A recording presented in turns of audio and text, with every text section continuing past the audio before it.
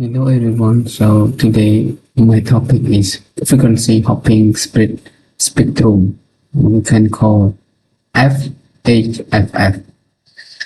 Frequency hopping spectrum is another technique used in wireless communication system to enhance robustness, security, and resistance to interference of a transmission. Unlike direct spectrum, which spread the signal across wide band by frequency band using a gradual random noise, you can see this sequence. FHFS repeatedly change the carrier frequency according to the specific pattern known to both the transmitter and receiver. This method of transmit a radio signal by repeatedly switching a carrier among many frequency channels using a fragile random sequence known to both transmitter and receiver. This technique spread the signal across wider band, making it more resistant to interference and enhance security. So, how does FHFF work? So, here are the key component. So, the first one is signal generation and frequency hopping. So we will talk one by one. One is original data signal. The data signal is the original information that need to be transmitted. Frequency hopping sequence. A fragile random sequence of frequency is generated. This sequence determines the order in which the carrier frequency will hop. Frequency hopping. The carrier frequency of a transmitter change or hop repeatedly according to the frequency hopping sequence. The data signal is modulated onto this repeatedly change carrier frequency. Point number 2 is transmission. The signal is transmitted over the air, hopping from one frequency to another in sequence. This hopping occurs at a rate much faster than the rate of change of the data signal. The carrier frequency hop according to the pressure random sequence, resulting in signal that spread over wide frequency band.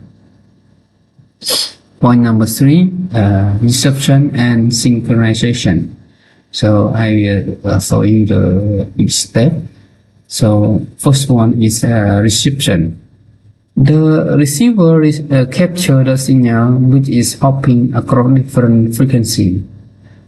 Point number 2, synchronization. The receiver must synchronize with the transmitter hopping sequence to correctly receive the data. Both the transmitter and receiver use the same fragile random sequence to hop frequency in sync. Point number 3 is demodulation.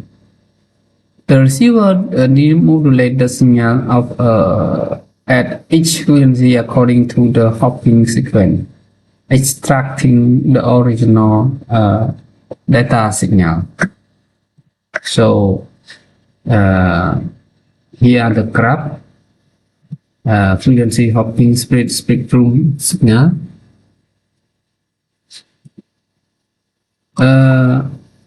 As you can see, the plot shows how the carrier frequency change hop over time according to the pressure random sequence or hopping pattern over time.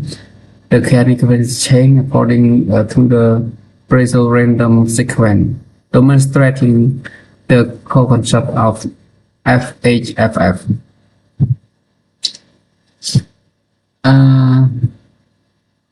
We can see this graph, x-axis and y-axis. X-axis represent the time duration of transmission, and y-axis frequency represent the carry frequency in gigahertz. Step the plot is down, which step to the indicate a graph change in frequency at each hop. You can see during T1 sequence, the data package travels through F1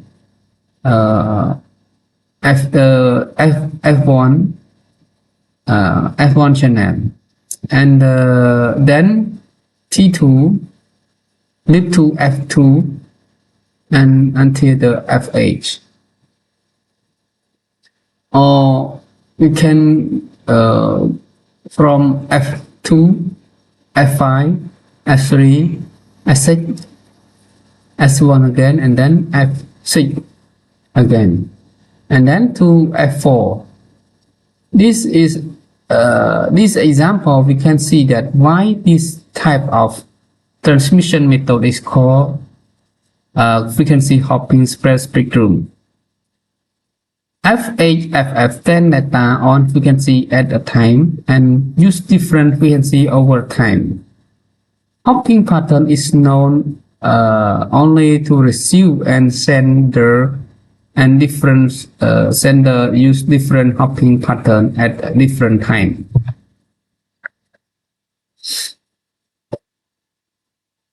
So the signal hop to different frequency at regular interval demonstrated in FHFS technique.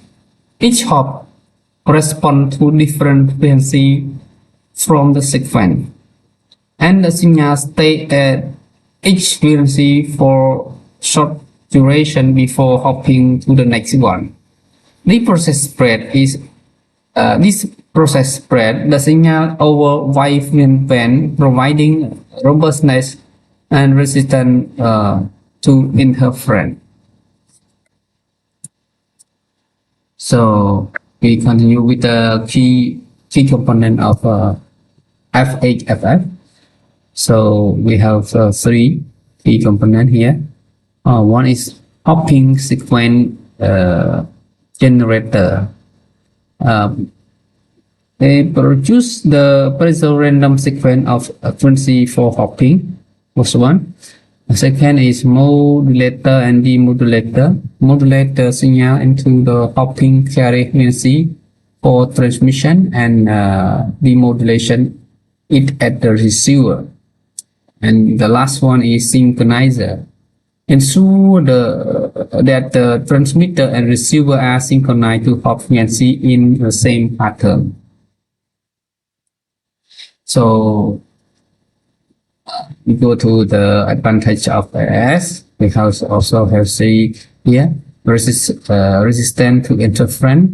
The signal spend only the short time on any given frequency, making it less susceptible to narrowband interference. Number two, enhance security. Unauthorized receiver without the correct hopping sequence cannot easily flow the signal, providing a level of security. And the last one is multipath resistance. FHFF can help mitigate the effect of multipath interference by rapidly change the frequency. So here is the HFF use. So AF used in Bluetooth, Bluetooth communication to reduce the interference and increase security. and also used in military communication. Utilize a secure and robust communication in hostile environment.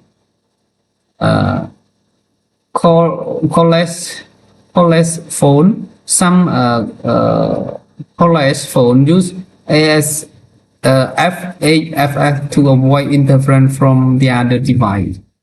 So here is the three application that